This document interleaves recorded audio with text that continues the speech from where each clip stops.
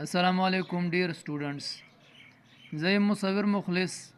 او تاسو دا وخت ګورئ زما یوټیوب چینل سکول گر پلس. سټوډنټس د نه مخکې مونږه د الطاف حسین حالی حالات زندگی بیان کړو. نن به لیکچر نمبر 6 کې مونږه د الطاف حسین حالی لیکل شوی سبق اسلام میں گداګری کی مذمت د هغې خلاصه به وایو. خلاصه څه ته وایي؟ خلاصہ د ټول سبق یو نچوڑ ته وایي. सबक इस्लाम में गदागरी की मजम्मत में मुसन्निफ ने भीख मांगने की बुराइयां बयान की हैं. पदे सबक के मुसन्निफ यानी अल्ताफ़ हुसैन हाली द खैर वख्तो बुराइयां बयान की हैं, बुराई ने बयान कर दी और शदीद अल्फाज में इसकी मजम्मत की है और पर सख्त अल्फाजों के ददे गमदन अकड़दा यानी ददे मजम्मत करे दे. मुसन्निफ कहता है कि इस्लाम में जिस कदर भीख मांगने की मजम्मत की गई है इस कदर शायद ही किसी और मज़हब में इसकी मजम्मत की गई हो. अल्ताफ़ हुसैन हाली वही जो सुमरा बदगण लेकीगी खैर वख्तल पर इस्लाम की जो सुमरा इस्लाम द खैर वख्तो मजम्मत करे दे दुमर पयो मज़हब की हम दे मजम्मत न दे शवे. हज़रत मोहम्मद सल्लल्लाहु अलैहि वसल्लम ने जिस तरह तौहीद और नमाज की तालीम दी है इसी तरह भीख मांगने से मना फरमाया है. पैगम्बर अलैहिस्सलाम सरंग चे तौहीद द अल्लाह द योवाली او 15 वक्त د منز तालीम ورکړی دی او پاغي باندې زورونه ورکړی دا عمدغه شانته د خیر د غختونه هم منع کړی شوی دا. پیغمبر علیه السلام په دغه باندې زورونه ورکړی دا. حضرت محمد صلی اللہ علیہ وآلہ وسلم نے فرمایا کہ जिस के पास एक वक़्त का भी खाना मौजूद है उसे सवाल करना जायज़ नहीं. पैगम्बर अलैहिस्सलाम फरमाइली दी चासर छे द यो वक्त रोज़ी मौजूद वी रिज़्क ورسره موجود وي د خوراک سکاک سامان ورسره د یو وخت موجود وي هغه به هم سوال نه کوي, هغه ته سوال جائز نه دی.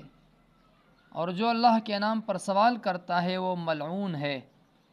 او څوک چې د الله تعالی په نامه باندې سوال کوي چې د الله په نامه باندې یو لس روپۍ راکا یا سرا کا داسې کس په باره کې فرمایي چې دا ملعون دی, لعنتی دی. जो झूठ बोलकर कुफरान नेमत और मक्कारी जैसे बुराइयों में मुब्तला होता है او खैरमार खैर गुख्तुन के هغه د الله تعالی د نعمتونو ناشکری کوي. کفران نعمت د الله تعالی د نعمتونو ناشکری کوي او مکارتیا پشانته غلط کارونو برایونو کې ځان مبتلا کی. د ناشکری هم کوي د الله تعالی د نعمتونو روغ جوړ وي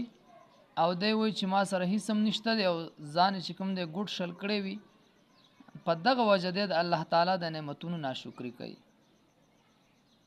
सवाल करना सिर्फ 3 लोगों को जायज़ है. सवाल ही सूख नशी कोले बगैर द द्रव कसानों ना सवाल कोल सिर्फ द्रव कसानों ता जायज़ दे. यो दे जो बहुत मजबूर हो चढ़ीर ज़्यादा मजबूर है अपयोज़े कि द हिस योसिस दरक न लगी आगा सवाल कोलेशी या जिसके ज़िम्मे बारी तावान हो या यो कस्बान दुमर तावान खतले वी दुमर तावान वर्तरागले वी چې هغه په حلال غټه یا په مزدوري باندې نشي ورکوله نو هغه ډیر زیات تاوان که په د باندې راغلی وي نو دی بیا خیر غوښته شي. یا جس کی گردن پر خون بها हो او یا د چا په غاړه باندې د قتل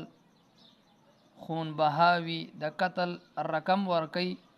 او په هغه باندې د مخالف سر روغ کیږي نو دی خیر غوښته شي دغه وخت کې چې د سره د بل زینا दग पैसे न बराबरेगी. गदागरी से बहुत से दुनियावी नुकसानात भी हैं. द खैर गुख्तु ढेर ज़्यादा दुनियावी नुकसानात हम शता दे उखरवी हम शता दे खुद दुनियावी हम शता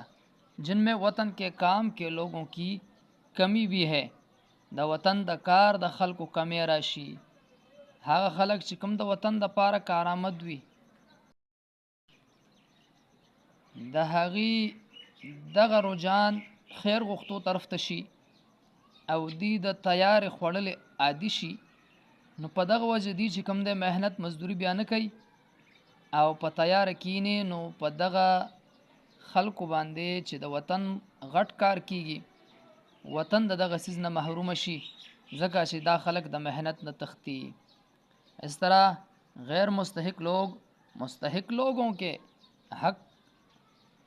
کھائے جاتے ہیں دغه شانته غیر مستحق خلق چې کوم دي مونږه غیر مستحق خلق لا پیسې ورکو چې هغه حاجتمند نه وي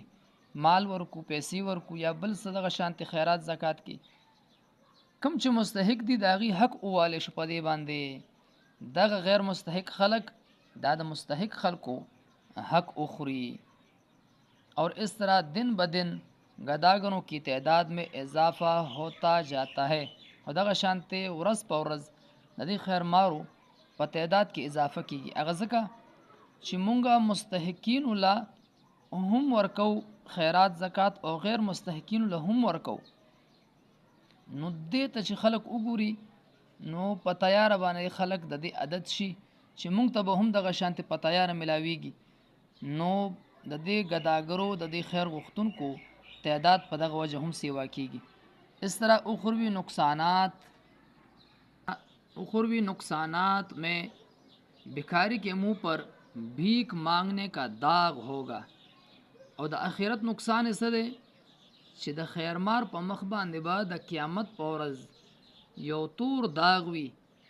یا یو بل حدیث کې راځي چې د په مخ باندې به غوخه او سرمن نه وي بلکې دا به اډو کې وي نو دغه نه به ټول عالم پیژني چې د انسان به په دنیا کې د الله نه علاوه د بل چا نه غوښتنه کول او سوال به کولو لہذا जहाँ तक मुमकिन हो अपने अपने हदूद में रहकर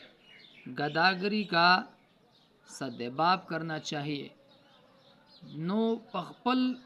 حدود کې موږ له پکار دادي چې د خیر غختو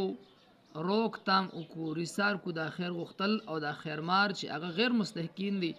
هغه د دې غلط فعل نه رسار کو د دې حوصله افزایی اونکو स्टूडेंट्स दाओ द اسلام में गदागरी की मजम्मत खुलासा वा उस बमूंग वायु اسلام में गदागरी की मजम्मत का मरकजी ख्याल سسیز دے کله چې مصنف په یو فن پاره باندې قلم اوچتای او هغه لیکل غواړي دا هغه په ذهن کې یو خاکه راشي یو خیال دا هغه په ذهن کې راشي دغه خیال ته وایي مرکزی خیال اس سبق کا مرکزی خیال یہ ہے کہ गदागरी बहुत बड़ी लानत है د دې سبق مرکزی خیال دا دی چې خیر غختل غیر مستحقین له دا ډېر غټ لعنت ته اسلام में गदागरी को बुरा समझा जाता है او په اسلام کې خیر غختل دا ډېر بد ګڼل کېږي اختیارمند حضرات کو चाहिए कि गदागरी को फैलने से रोके کم چې اختیارمند خلق دي اغه له پکار دادی حکومت یا مثال پولیس والا یا آلاف سران اغه له پکار دادی چې هغه خپل اختیارات استعمال کی او د خیر غختو د خراب پیشه چې د خلکو اختیار کړی دا غیر مستحقینو دا رسار کی د خریدونه دا خیرمار دا رسار کی چې دا پیشه نور خورن شي ډیر سټوډنټس دا د اسلام میں गदागरी کی مذمت د دې مرکزی خیالو او خلاصه مونږ ویلا بل لیکچر سره به ان شاء الله بیا حاضرېږو د خپل ځان خیال ساتي مصور مخلص اجازت ورکي د الله پامان